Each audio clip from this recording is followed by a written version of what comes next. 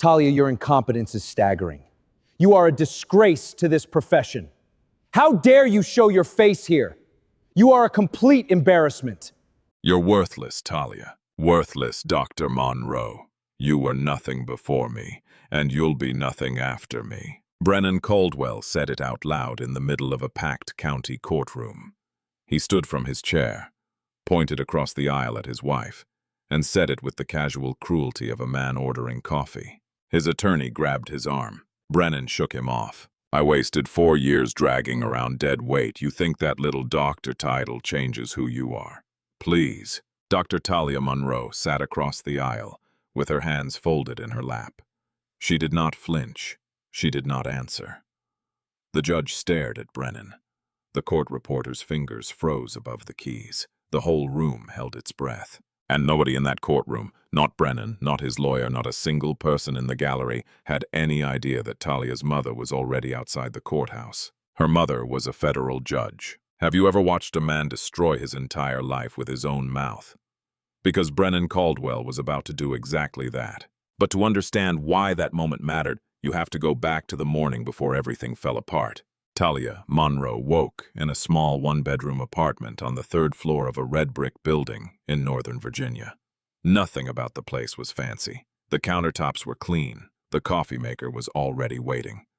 The smell of dark roast filled the kitchen before she even fully opened her eyes. She sat on the edge of the bed, rubbed her face with both hands, and took one slow breath. This was her life now. Months had passed since she moved out of the house she had paid for. Months of sleeping alone in an apartment small enough to fit inside her old living room. Months of silence. She preferred the silence. Silence did not insult her. Silence did not twist her words. Silence did not tell her she should be grateful. Talia walked into the bathroom, brushed her teeth, and pulled her hair back into a low bun. She looked at herself in the mirror for a long moment, not out of vanity, out of survival. Out of the quiet habit of telling herself, without speaking, that she was still here. Today was the day. On the kitchen counter sat a stack of medical files she had brought home from work, but never opened the night before. Talia was a pediatric cardiac surgeon at Capital University Hospital, and one of the youngest department leaders in the hospital's history. Howard University for undergraduate studies, Johns Hopkins for medical school. A Rhodes Scholar plaque hung on the wall near the front door, the only decoration she had bothered to unpack. Next to the coffee maker sat a framed photograph. A tall, silver-haired black woman in judicial robes was smiling as she pinned a medical badge onto a younger Talia's white coat. That woman was Judge Lenora Monroe, United States Court of Appeals for the District of Columbia Circuit. Decades on the federal bench. Twice considered for the Supreme Court. A woman whose name could make lawyers straighten their backs before she even entered a room. That woman was Talia's mother. Talia picked up the photo and ran her thumb across the glass. Then she set it down and poured her coffee. She did not call her mother that morning. Lenora had told her there was a conflict on her calendar, and she might not be able to attend the hearing. Talia had told her it was fine. She meant it. She had handled worse things alone. 4 years earlier, Talia married Brennan Caldwell. They met at a charity gala in Washington. He was charming, confident, polished, and good at appearing interested. He wore expensive suits, laughed at the right moments, and pursued her with a force that felt flattering at first. It stopped being flattering fast. Within the first year, Brennan started making comments, small ones at first. A joke about her hair, a remark about the neighborhood where she grew up, a laugh when she mentioned her family's church on the east side of the city. Then the jokes stopped pretending to be jokes. You're lucky I married you. He said that during an argument about dishes. That degree doesn't change what you are. He whispered that after dinner with his parents. The same night his mother had called Talia, so articulate so many times that the word began to sound like a warning. Behind closed doors, Brennan called her ghetto when she raised her voice. He called her aggressive when she disagreed. He told her she should be grateful. Every day, in some new and polished way, he tried to make her feel smaller than the woman she had worked her whole life to become. Talia endured it quietly for far too long. She had been taught dignity. She had been taught patience. She had been taught that love could be repaired if both people were willing to do the work. But Brennan was not trying to repair anything. He was trying to rule it. So Talia filed for divorce. When Brennan received the papers, he laughed. Not nervously, not sadly. He laughed like she had told a joke he knew he could crush. Then he hired the most aggressive attorney he could find and told anyone who would listen that Talia had used him, embarrassed him, and thrown him away. The divorce turned into warfare. Brennan wanted half of everything. The house Talia paid for, the cars in her name, the investment accounts funded by her surgical bonuses. His attorney, Grayson Sloan, filed motion after motion, subpoenaed her colleagues, demanded financial records, and turned a straightforward separation into a public punishment. Brennan's mother, Celeste Caldwell, even submitted a written declaration. She called Talia difficult, ungrateful, cold. She wrote that Talia had never truly fit in with the family. The language was careful. The meaning was not. But Talia's attorney, Elena Foster, was ready. She had spent months building a case file that read like a map of emotional abuse, racial hostility, and financial distortion. Text messages, voicemails, bank records, mortgage statements, vehicle registrations, every deposit, every insult, every contradiction. Everything was documented. Everything was preserved. Everything was ready. Now Talia stood in front of her closet and chose a navy blazer, simple gold earrings, and flat shoes. Professional, calm, quiet. Inside, her stomach was tight enough to ache. She grabbed her keys, locked the apartment door, and drove to County Family Court. Her brother, Darius Monroe, a retired Marine, was already there. He sat in the gallery with his jacket draped over the seat beside him. Tall, broad-shouldered, and still as a wall, he gave her one small nod when she entered. Their mother's seat stayed empty. The courtroom filled. The bailiff called everyone to order. Judge Miriam Ellison entered and took the bench. The hearing began. Grayson Sloan stood first. He buttoned his jacket with one hand and walked toward the center of the courtroom like the room belonged to him. Mid-50s, silver watch, slicked back hair, the kind of lawyer who practiced outrage in the mirror every morning. Your Honor, my client, Brennan Caldwell, gave 4 years of his life to this marriage. Sloan paused, letting the sentence float. He put his ambitions aside. He managed the household. He created the stability that allowed Dr. Monroe to pursue her medical career without distraction. He placed a folder near the judge. Inside, you will find financial records showing that Mr. Caldwell covered household expenses during Dr. Monroe's residency, groceries, utilities, car insurance. While she was building her career, he kept the lights on. He turned just enough toward Talia to make sure everyone saw the gesture. She would not be where she is today without my client's sacrifices. And now, after everything he gave, she wants to walk away and leave him with nothing.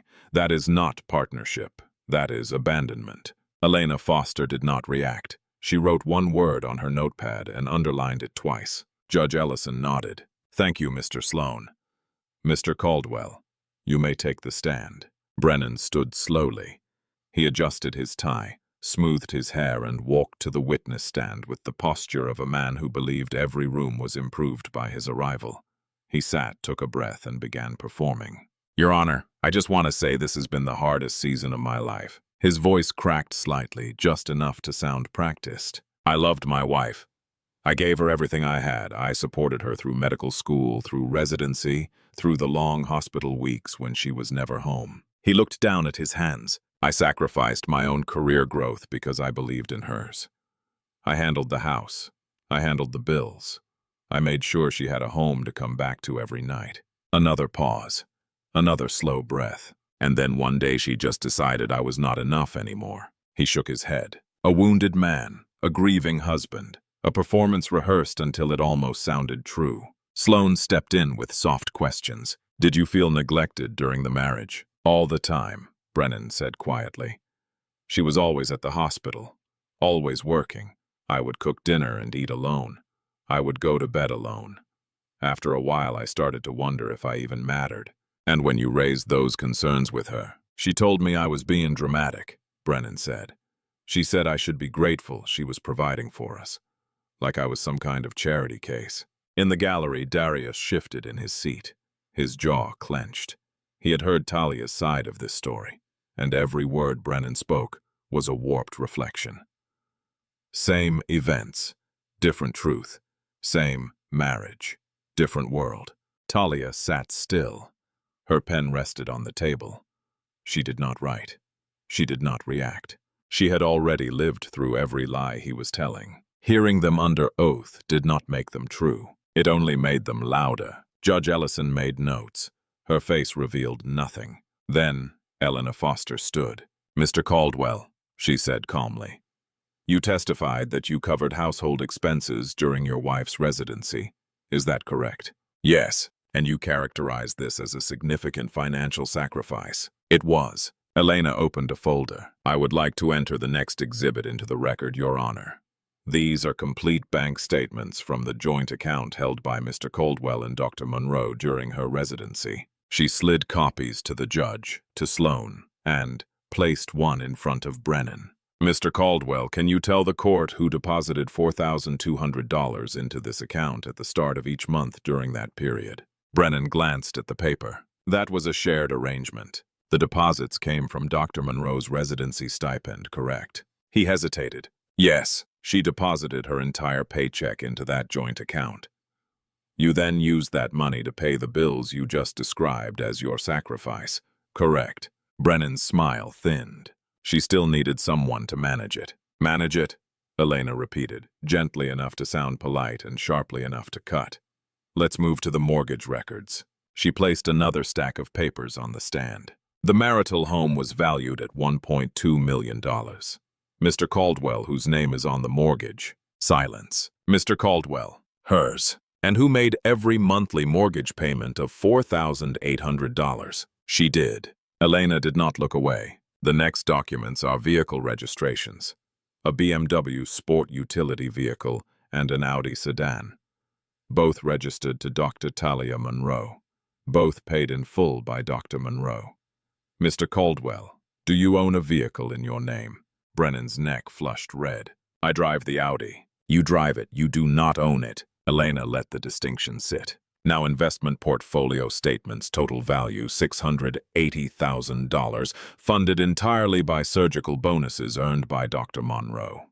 Mr. Caldwell, did you contribute any amount to this portfolio?" "I supported her emotionally. That has value too." "I'm asking about financial contributions." "Number." Elena closed one folder and opened another. "Then, let's discuss the nature of that emotional support." She lifted a printed page. "I am entering a series of text messages, sent from your phone, to Dr. Monroe." Brennan sat up straighter. His fingers gripped the armrest. Elena read the first message aloud. "You think that degree makes you better than me? You're still just a girl from the East Side." The courtroom fell silent. She read another. "Nobody respects you, they just feel sorry for you." Brennan looked toward Sloan.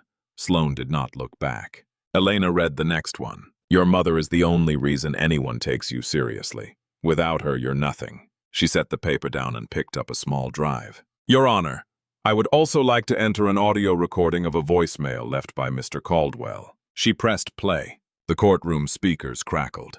Brennan's voice filled the room. Slurred, loud, unmistakable. "You'd be nothing without my last name. Nothing. You hear me? You should be thanking me every day for making you somebody." The recording ended. The silence after it was heavier than the sound itself. Talia still had not moved. Her pen remained untouched. Her eyes stayed forward. But Darius gripped his knees so tightly that his knuckles had gone pale. Elena stepped closer to the stand. "Mr. Caldwell, you testified that you supported your wife emotionally. Do these messages represent the kind of emotional support you meant?" Brennan's face flushed. His composure cracked. "She's twisting everything. She always does this." His voice rose. "She plays the victim. That's what they do." "They." The word landed like a stone in still water. Every person in the courtroom heard it. The judge, the attorneys, the bailiff, the gallery, the court reporter. They. Judge Ellison's pen stopped moving. She looked up slowly. Mr. Caldwell. Her voice was cold. You will address this court with respect. Do I make myself clear? Sloane leaned toward Brennan and whispered urgently. Brennan exhaled, straightened his tie, and forced a smile that looked painful. My apologies, Your Honor. I am emotional. This has been very difficult. Judge Ellison stared at him for a long moment before returning to her notes. In the gallery, the sketch artist drew quickly. The court reporter resumed typing. Every word was on the record.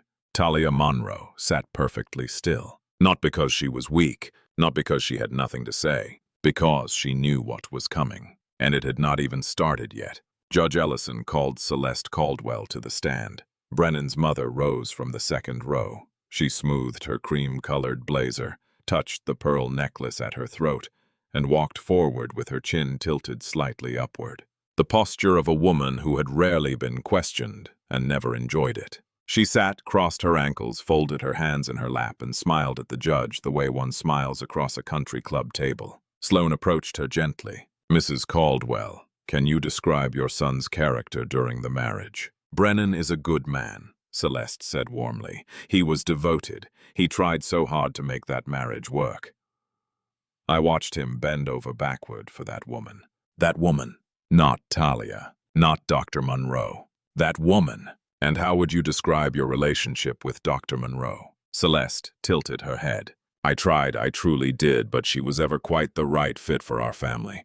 I always worried the cultural differences would be too much. Sloane nodded like she had said something ordinary. Elena Foster was already on her feet. Mrs. Caldwell, you mentioned cultural differences. Could you explain what you mean? Celeste blinked. I simply mean lifestyle.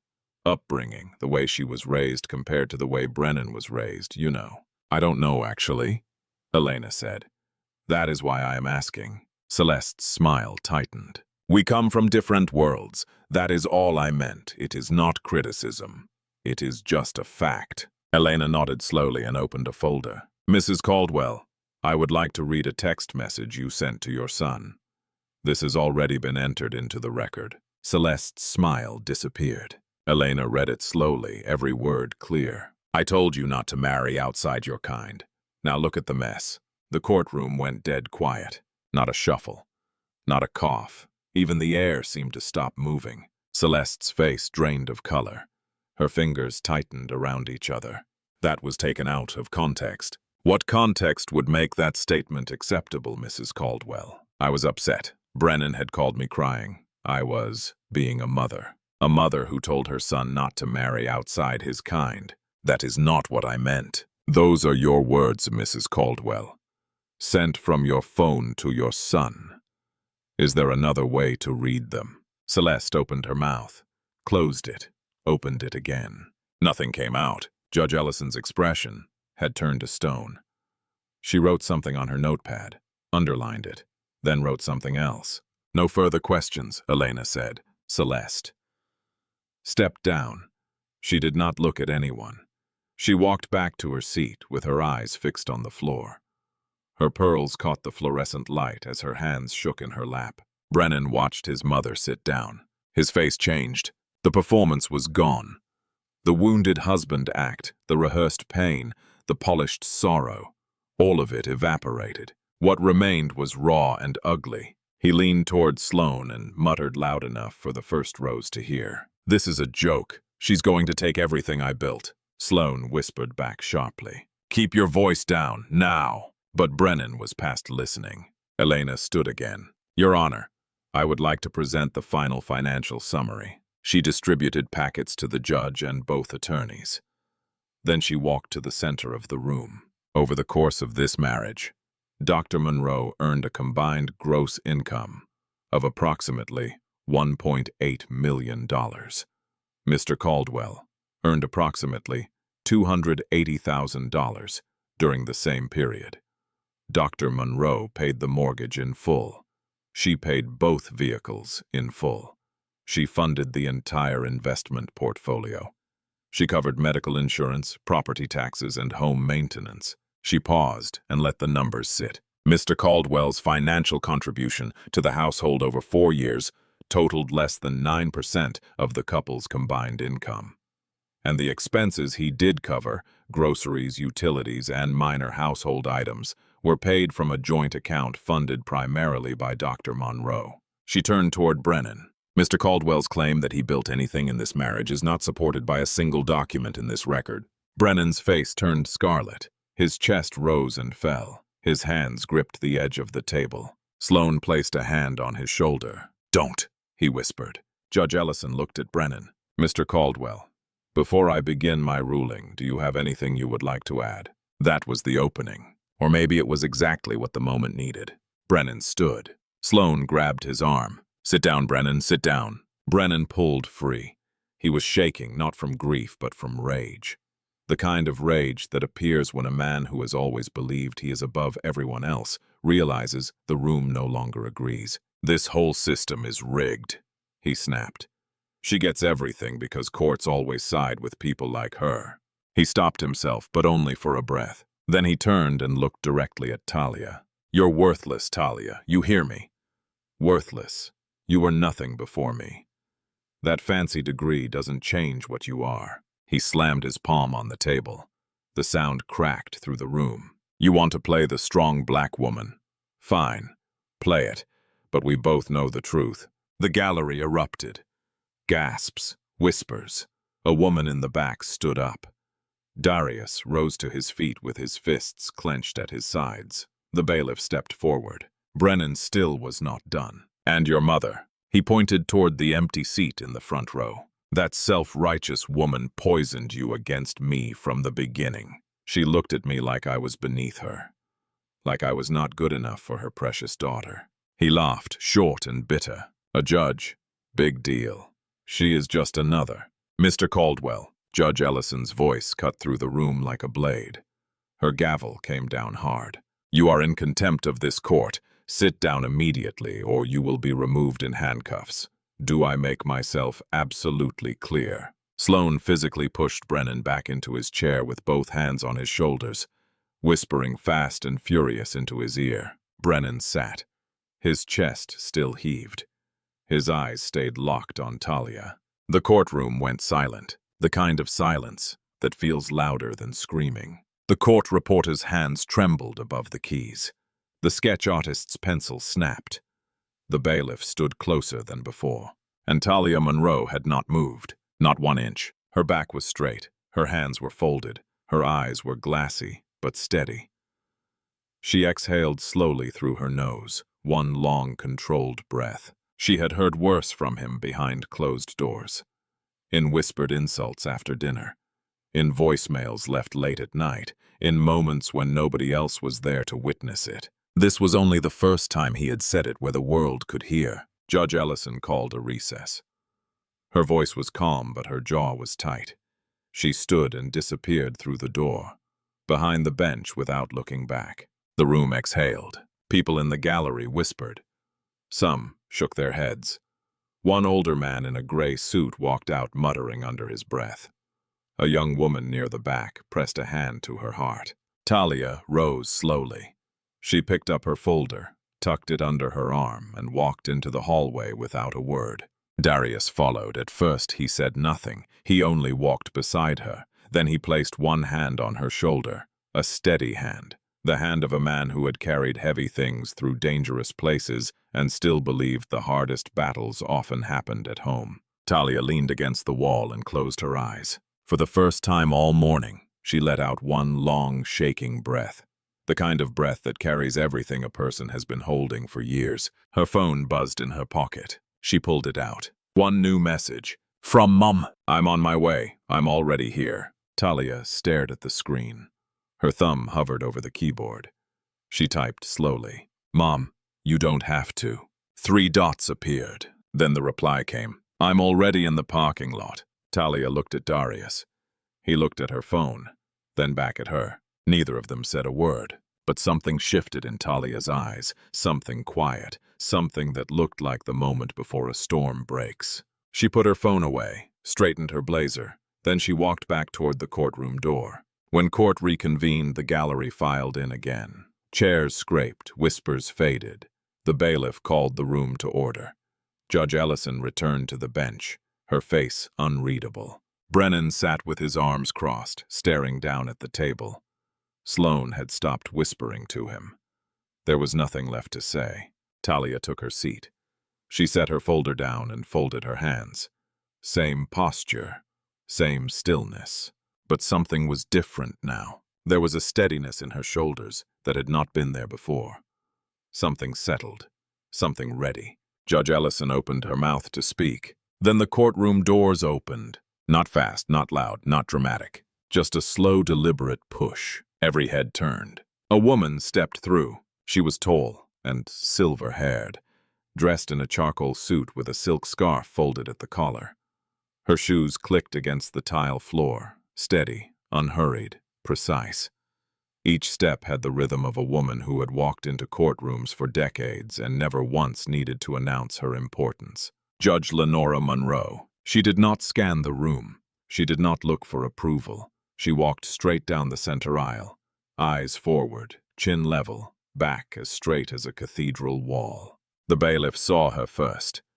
His posture changed instantly, shoulders back, chin up. He gave a small nod, the kind that is not taught. It is earned. A woman in the gallery leaned toward her husband. "Who is that?" He shook his head, but he sat up straighter anyway. Everyone did. The room shifted without anyone agreeing to shift. The air changed weight. Judge Ellison looked up from the bench. Her pen stopped moving. Her eyes widened, just slightly. Just enough. She knew exactly who had entered her courtroom. Lenora reached the front row, the seat that had been empty all morning. She turned, sat down, smoothed her jacket once, and folded her hands in her lap. Then she looked at Talia. It was not a grand gesture. No wave, no smile, no words. Just a mother looking at her daughter. A single quiet nod. "I'm here." Talia's chin dipped barely at all. Her eyes glistened for half a second. Then she was still again. Across the aisle, Sloane leaned toward Brennan. "Who is that?" Brennan muttered, glancing over his shoulder. "That's her mother. The one I was just talking about." Sloane's face went white. Not pale. White. He grabbed Brennan's arm hard. "That is Judge Lenora Monroe," Sloane whispered. "United States Court of Appeals for the District of Columbia Circuit. She is one of the most senior federal judges in the country." Brennan blinked. "So." Sloane's grip tightened. She was considered for the Supreme Court. Twice. The word twice landed on Brennan like a physical weight. His mouth opened. Nothing came out. He turned slowly and looked at Lenora Monroe again. She was already looking at him. Not glaring, not scowling, not angry. She simply looked at him the way a woman looks at something small she has seen too many times to be surprised by anymore. Decades of staring down corrupt officials, corporate lawyers, and defendants, far more dangerous than Brennan, had carved no fear into her face. Only patience, stillness, precision. Brennan turned back around. His leg began bouncing beneath the table. He stared down and did not look up again. The room had changed. Everyone felt it. The bailiff, the reporter, the attorneys, the gallery, even the quiet seemed different. Judge Ellison cleared her throat. Before the recess, the court heard testimony from both parties and reviewed the submitted exhibits. "I also observed the respondent's conduct in this courtroom today, and that conduct has been entered into the record in full." She looked directly at Brennan. "Mr. Caldwell, I want to be very clear. This court has a complete record of every word you spoke today. Your statements, your tone, and your behavior will be weighed accordingly." Brennan did not move. He did not nod. He barely seemed to breathe. Lenora Monroe sat perfectly still, hands folded, eyes forward. She did not need to speak. She did not need to intervene. She did not need to pull rank. She was there, and that was enough. Judge Ellison delivered her ruling without hesitation. After reviewing all evidence, testimony, and financial documentation submitted by both parties, this court finds the following. She looked at Brennan. "Mr. Caldwell's claim to equitable distribution is denied. The evidence overwhelmingly demonstrates that Dr. Monroe was the sole meaningful financial contributor to this marriage. The mortgage, vehicle payments, investment accounts, and the vast majority of household expenses were paid entirely by Dr. Monroe." Brennan's mouth opened slightly. Sloane placed a hand on his arm. Brennan did not seem to notice. Mr. Caldwell is awarded his personal belongings only. Dr. Monroe retains full ownership of the marital home, both vehicles and all investment accounts. Judge Ellison turned a page. Additionally, this court finds Mr. Caldwell in contempt for his conduct during today's proceedings. He is fined $5,000 and warned that any further disruption in this courtroom or in any communication with Dr. Monroe will result in immediate incarceration. She removed her glasses and set them on the bench. The language used by the respondent today was not merely disrespectful. It was dehumanizing. This court does not tolerate racial hostility in any form. Mr. Caldwell, your words are on the record. They will follow you. The gavel came down once. Final. Brennan sat frozen. His mouth moved, but nothing came out. He looked at Sloane. Sloane was already closing his briefcase. In the front row, Lenora Monroe did not smile. She did not nod. She did not move. She simply watched justice do what justice does when it is given the truth. The courtroom emptied slowly. People stood in small clusters, whispering. The sketch artist tore off a page and began another. The bailiff held the door with the expression of a man who had just witnessed something he would remember for years. Talia walked into the hallway. Darius stayed beside her. Neither spoke. They did not need to. Then came footsteps behind them, fast ones. Talia, wait! Brennan hurried after her. His tie was loose. His hair was out of place. His eyes were red and darting. Everything about him had changed. The arrogance was gone. In its place was something smaller, desperate, afraid of consequences, not sorry for harm. Listen to me, he said. I didn't mean it. I was angry. You know how I get when I'm angry. I say things I don't mean. Can we just talk about this, please? Talia stopped walking. She turned slowly and looked at him. Really looked at him. Maybe for the first time in 4 years. You said exactly what you meant. Her voice was quiet and steady. For the first time in 4 years you told the truth. Then she turned and walked away. Darius stepped between them. He did not say a word. He did not need to. He was tall, solid, and the look on his face said everything Brennan needed to understand. Brennan did not follow. Outside, Brennan stood in the parking lot with Sloane. So what happens next? Brennan asked. We appeal, right? We can fix this. There is no we, Sloane said. He set his briefcase on the hood of his car. I'm withdrawing as your counsel. You can't do that. You're my attorney. I was your attorney. Past tense. Sloane opened his car door. You made my job impossible in there, and frankly, what you said was indefensible. I will not be associated with it. Find someone else. He got in, started the engine, and drove away without looking back. Brennan stood alone in the parking lot. The sun was high overhead. His shadow was a small dark shape at his feet. Then, Celeste Caldwell walked out of the courthouse. Brennan turned to her, waiting for comfort. Waiting for his mother to tell him it would be all right. I told you to keep your temper, Celeste said. Her voice was cold and flat. I told you, Brennan, over and over, and you couldn't hold yourself together for one hearing. Mom, now look at what you've done to this family's name. She was not sorry for what he said. She was sorry he said it where people could hear. She walked to her car, got in, and drove away. Brennan stood there with a wrinkled jacket, crooked tie, no lawyer, no wife, and no mother willing to stand beside him. The courthouse door closed behind him with a heavy click. By evening, the court transcript was public record, every word, every insult, every warning from the judge. Someone who had been in the courtroom mentioned it to a colleague. The colleague mentioned it to a friend. The friend knew a journalist. Soon, reporter Natalie Vance had the full transcript on her desk.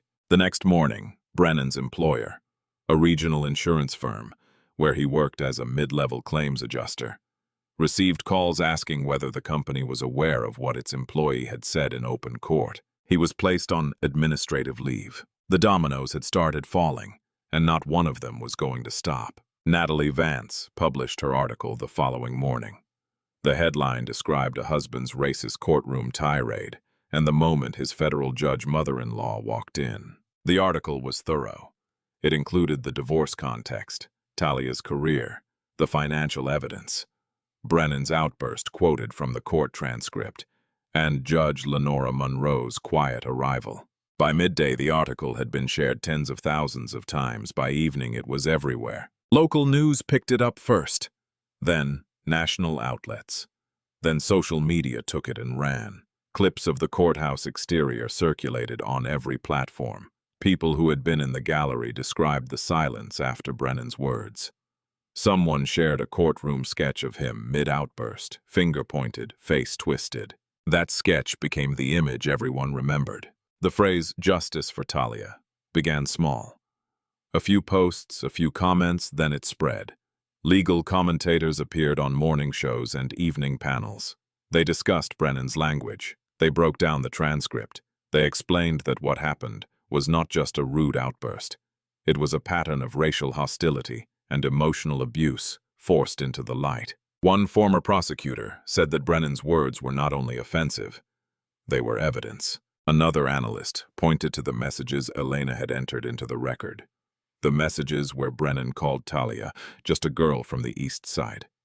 The message where he told her she would be nothing without his last name. This was not one bad moment, the analyst said. This was a pattern. The courtroom was just the first place he couldn't hide it. Then, former co-workers began talking. At first anonymously, then a few with their names attached. One former colleague said Brennan made jokes about black clients and called their claims suspicious more often than others with the same paperwork. Another said he had once described certain neighborhoods as not worth insuring. Someone else remembered what Brennan said when a black supervisor was promoted above him. The company had no choice. They released a short statement on official letterhead. They said they did not tolerate hate speech or discriminatory behavior. They said that following an internal review, Brennan Caldwell's employment had been terminated, effective immediately. They said they were committed to an inclusive workplace for all employees and clients. Brennan read the statement on his phone while sitting in his mother's guest room. He had moved back in after the hearing. He had nowhere else to go. Losing his job was only the beginning. Elena Foster filed a civil suit on Talia's behalf. Emotional distress, defamation, abuse documented through messages, voicemails, and sworn testimony. The filing cited Brennan's courtroom outburst, the text messages, the voicemail, and the sustained pattern of racial hostility throughout the marriage. The voicemail, the one where Brennan said Talia would be nothing without his last name, was played on more than one broadcast. Legal experts called it devastating. Brennan needed a lawyer. He called several firms. One said there was a conflict, another said they were not taking new clients, one never called back. The last was honest. "Mr. Caldwell, I read the transcript. I heard the voicemail. I am going to be direct with you. There is not a firm in this region eager to be the public face of your defense right now." Eventually, Brennan found representation through a small office far outside the circles he used to brag about. The lawyer was competent, quiet, and blunt. "Settle quickly before this gets worse." Brennan resisted. "I'm not giving her another dime." The lawyer set the file down. "Brennan, you called your wife worthless in front of a judge. You referenced her race. It is on the record. It is in the news. It is on the internet. If this goes to trial, a jury will see every message, hear every voicemail, and watch you sit there, while your own words play from a speaker. You will lose, and it will cost you everything you have left." Brennan settled. The terms were not gentle. A significant financial payment to Talia, return of remaining shared assets, damages for emotional distress, court-mandated anger management, court-mandated education on racial bias, a restraining order, no contact with Talia, no contact with her family, no contact with her workplace, no approaching within 500 feet. Violation meant arrest. No warnings, no second chances. Brennan signed the papers in his lawyer's office. He did not speak. He signed each page, stood, and walked out. Through all of this, Judge Lenora Monroe said nothing publicly. No interviews, no statements, no press conference. Not one quote in any article. Reporters called her chambers. Her clerk responded the same way every time. Judge Monroe does not comment on personal family matters. She did not need to comment. Her presence in that courtroom had already said everything. Legal writers discussed the moment for weeks. Judicial commentators studied it from every angle. One law professor wrote that Judge Monroe did not intervene, did not pull rank, and did not speak from the bench. She sat in the gallery like any other mother and let the system do its work. In doing so, she reminded everyone watching that justice is not just a word in a textbook. It is a living thing, and sometimes it walks into a courtroom wearing a charcoal suit. In the months that followed, Talia Monroe did what she had always done. She worked. Capital University Hospital featured her in its annual report. A medical journal published a profile on her pioneering techniques in pediatric heart surgery.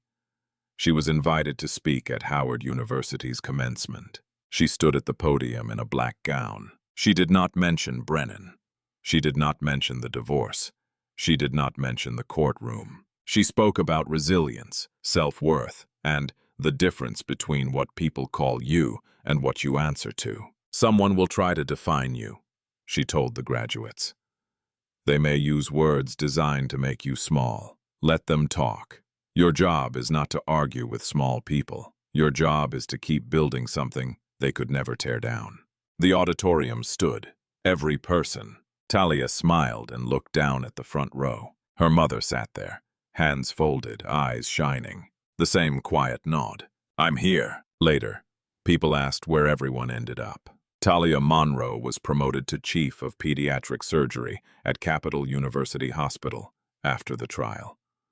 She bought a townhouse in Alexandria, her name on the deed, her money on the check, her choice on every wall, every room, every detail. No one else's opinion required. She started a mentorship foundation for young black women, pursuing careers in science, technology, engineering, and medicine.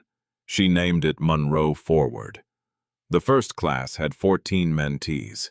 The second had 40. Soon there was a waiting list. She never spoke publicly about the divorce. Reporters asked, podcast hosts asked, producers asked. She declined every time. Her work spoke for her. It always had. Judge Lenora Monroe continued serving on the federal bench. She handled cases the way she always had, with precision, fairness, and a silence that carried more weight than most speeches. At a private family dinner, after the dust settled, Lenora set her fork down and looked across the table at her daughter. I did not walk into that courtroom as a judge, she said.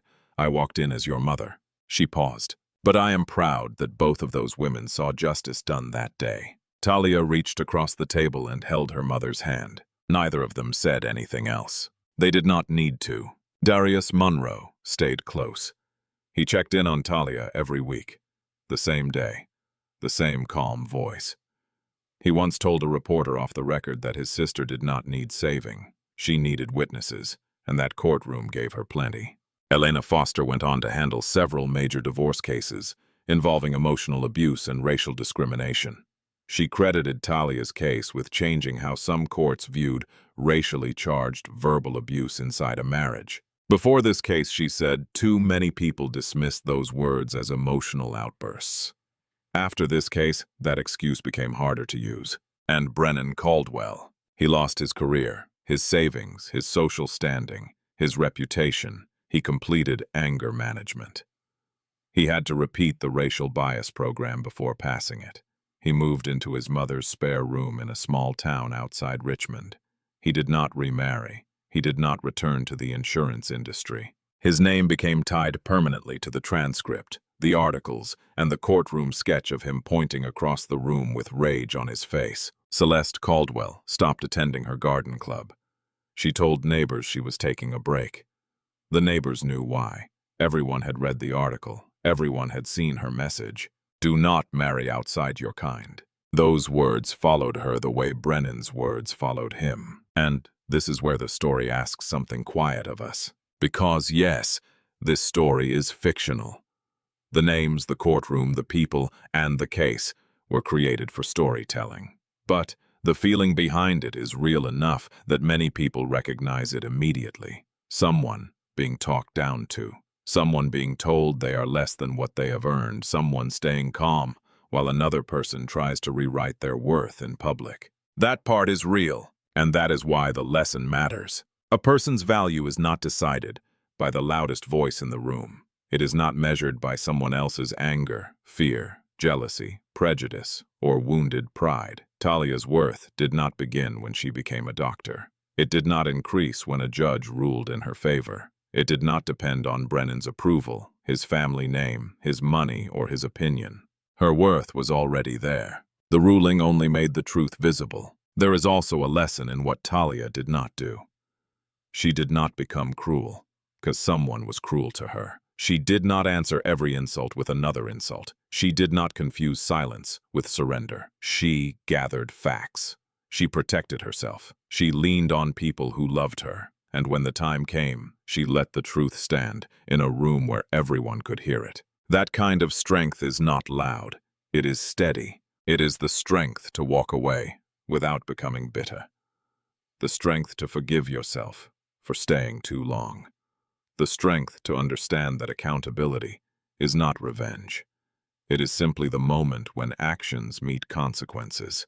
And maybe that is something all of us can carry. Be careful with the words you use when you are angry. They reveal more than you think. Be careful with the people who love you quietly. Their silence may not mean weakness. It may mean they are choosing peace until truth has a place to land. And if you have ever been made to feel small, remember this. You do not have to prove your worth to someone committed to misunderstanding you. You do not have to stay where your spirit is being worn down.